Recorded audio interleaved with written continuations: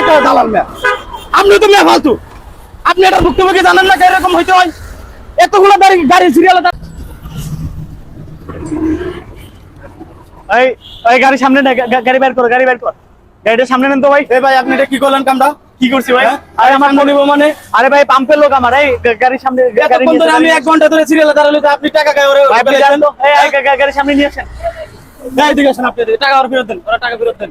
আরে কিসের টাকা? কোনো টাকা পয়সা আপনি টাকা গায় তো, আমি তো 2 ঘন্টা ধরে লাইনে দাঁড়া রয়েছি, আপনি ওর পিছনে গাড়ি আপনি টাকা গায় পাম্পে ঢুকাইতেছেন। আরে ভাই পরিচিত লোক আমার, আসেন আসেন আপনি। এই দালালি কবে থেকে করো? কবে থেকে করো? কবে থেকে করো সেই দালালি? কবে থেকে করো? হ্যাঁ দালালি করতে আইছো যেখানে রোজের মধ্যে মাথা তার ছিঁড়ে দিতে তো তুই আয় না টাকা আগে। এই মিয়া আপনি তো একটা দালাল মেয়া, আপনি তো মেয়া ফালতু। আপনি এটা ভুক্তভোগী জানেন না এরকম হইতে হয়? এতগুলো গাড়ি সিরিয়ালে দাঁড়ালে স্যার আপনি কি করতেন? মাঝখান থেকে টাকা নিয়ে ওরে ওরে পাম্পে ঢুকাইতেছেন গাড়ি।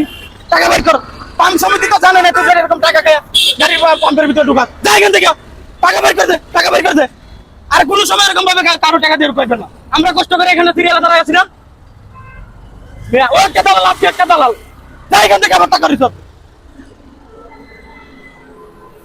ভালো হয়ে যাইবেন পেলাম।